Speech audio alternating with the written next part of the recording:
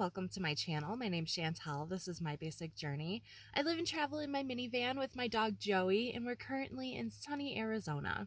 This will be my third winter here, and it has me very nostalgic and very sentimental, and I feel like we've come kind of full circle because I'm in one of the first spots I ever went to when I came to Arizona, and it makes me feel very nostalgic and very grateful and just so happy that I was able to do this for 3 winters in a row. It's a big part thanks to you guys because I've been sharing my videos here on YouTube for that long, and it's just been such a wild ride. It kind of made me want to have like a little sit down story time with you guys about how I got started with all of this, because I get a lot of questions on how I'm able to afford this, and a lot of people assume that I had a lot of money coming into it, and that couldn't be further from the truth because I was so freaking broke. So I kind of want to give you guys a little bit of a story time on how I got started living on the road. In order to fully tell his story, we have to go all the way back to January of 2016, because that is when I decided to finally get sober. I was living in Illinois. My life was not very great. I was just drinking every single day, just drinking my life away, and I finally decided enough was enough. And it took me about 6 months after I quit drinking to be able to afford to move across the country. So I moved from Illinois to Oregon, which would have never happened if I never got sober. In fact, I don't think any of this would have happened if I never got sober. So we moved to Oregon, and it was very new. Everything was very new and exciting, and I was doing really well. So my only goal at that time was to just get a job and support myself, pay rent. Like, that was my only goals at the time. Living in a van was a pipe dream. It was something that I've always wanted to do, but thought I would never be able to afford it. Just thought it was not in my cards. And so I just went on my merry way and tried to support myself and not totally fail at living on my own for the first time in another state. So here we are. It's 2018. I finally decided to start my YouTube channel. And at the time, it was so long ago, please don't go look, it's so cringy. But in July of 2018, I put up my first video, and my channel at the time was more focused on veganism and self-love and just, more things geared towards health and wellness rather than van life. And at the end of 2018, my entire life would change. So I was working an office job, and my boss came to me one day and told me that their offices are moving to Portland. I lived in Eugene at the time, so it was about a 2-hour commute, and he told me that I was more than welcome to commute every single day to Portland, and I told him that that just wasn't a possibility for me, that it was way too much in gas to drive out that far every single day. And at the time I had like a little beater car. It was a lemon that I had bought, and it ended up dying anyways, but I just didn't want to risk it. And so I lost my job, and because it was like on good terms or whatever, I was able to get unemployment. And when I was talking to the unemployment people, they told me to get the state health insurance now that I'm unemployed. And so I did that, and luckily I did, because 2 weeks later, after I just lost my job, I ended up in the hospital with pancreatitis. It was due to a gallstone that came out and got stuck in my bile duct and caused pancreatitis. So I was in the hospital for 16 days. Mind you, I'm unemployed at the time, and it was just a really rough time in my life for sure, and it doesn't get any better. So I finally get home from the hospital after 16 days, and I had 2 months of bed rest per the doctor's orders, and it was really hard because my beater car decided to die. And so I wasn't able to get around going to doctor's appointments or going to the pharmacy to pick up any of my medications. I couldn't go grocery shopping. And so I was bussing it while I had pancreatitis. And it was the most painful thing I've ever experienced in my life. So it was really hard at that time. I couldn't get around. It was so brutal. And then on top of it, like a month after I got home, my roommate, who was the owner of the house, told me that she was selling her house and moving to Minnesota. And so now, on top of it, I have pancreatitis, I don't have a job, I don't have a car, and now I'm not going to have somewhere to live. So while I was in the hospital, I was talking to one of the nurses about my mental health and telling her that I was really suffering because of everything that I was going through and that I would love to be able to talk to somebody.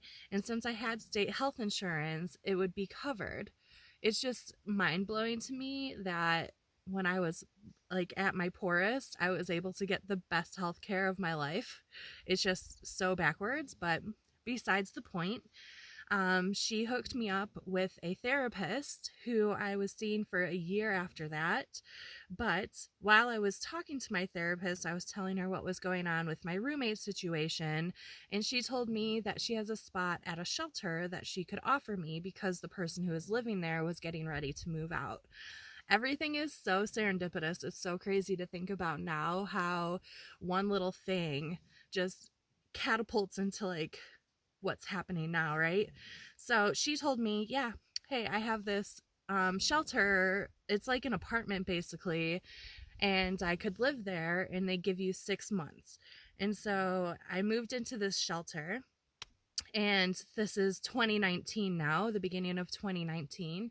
And in February of 2019, I used my tax return money to buy this minivan for $1,200. And at the time, I was kind of planning to build it out and live in it in Eugene because I only had 6 months at the shelter I was at. And so I was just going along my merry way. You guys can go watch the videos from that when I was building out my van, because that's when my channel kind of switched to van life.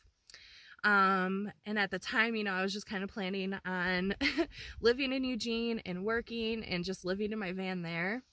So at the time I was unemployed, so I was looking for jobs, and I finally got a job, and I was working and building out my van and living in this shelter, and it kind of seems like things were starting to look up.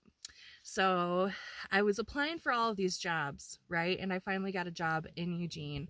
But one of the jobs that I had applied for was for a camp host position, since I was going to be in my van. And it was something that I thought I wasn't going to get just because I had no experience with it at all. And I'm in a minivan, so it's not even an RV. It's not self-contained or anything. So I was like, there's no way that I'm going to get this. So I'm working and I have my van, and 6 months flies by, and the shelter that I was at, bless their hearts, because without them, I don't think I would be where I'm at today. They decided to give me another 6-month extension onto my living program. And so I was allowed to live there for another 6 months. So if you guys are paying attention to the timeline here, I got 6 months in the beginning of 2019 and then 6 months in the middle of 2019. And so by the beginning of 2020, I was supposed to move out of that apartment. Now, I was fully prepared to live in my van. Like, I was fully prepared for it. So I told the people at the shelter that I was living at that I was preparing to live in the minivan that I was building out. And they told me, you know what? Why don't you stay for another 3 months just to make sure you're completely ready? Because normally when you're living at that shelter, they help you in the future. So normally they would pay for like first month's rent and a security deposit in a place so that they can get you into an apartment for long-term living, and then you just have to pay your rent.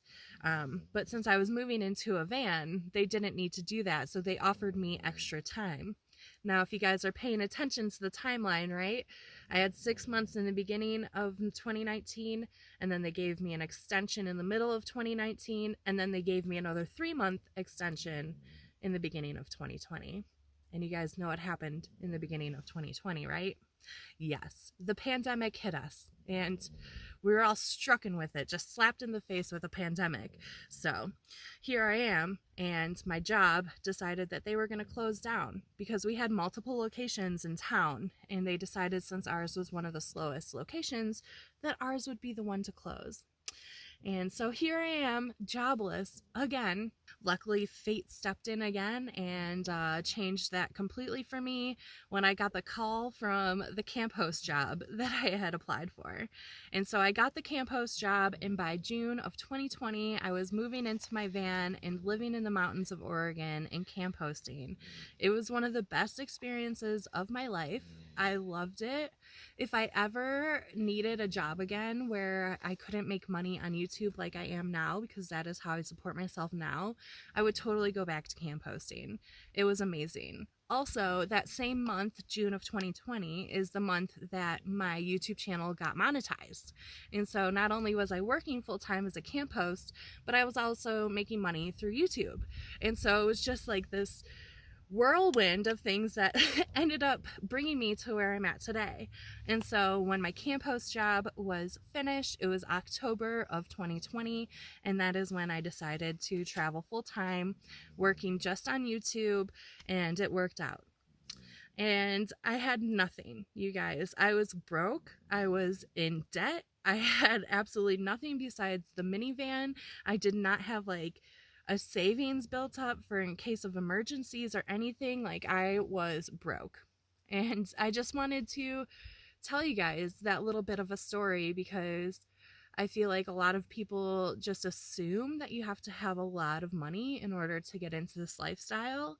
I think I got really lucky with finding this minivan. I found it on Craigslist from this woman who had like 4 kids and wanted to upgrade her vehicle, and so her and her husband bought a new vehicle, and they were selling this minivan for $1,200.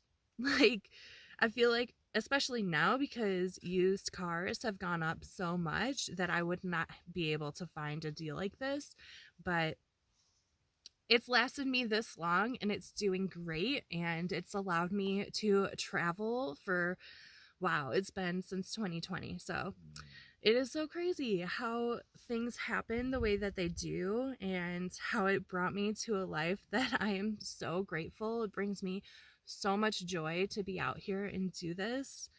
I don't know. I wanted to share that with you guys because I did not have money. I was living in a shelter. I was completely broke. Like, I had nothing. It was just, I'm gonna start crying. Everything happens for a reason, and if something is meant to happen for you, it will. And sometimes you have to go through shit in order to get to where you are. Like, I had nothing, and it brought me to everything that I wanted. I've been wanting to live in a van and do the whole #van life thing for so long. And I remember being a kid and Barbie came out with like the VW bus.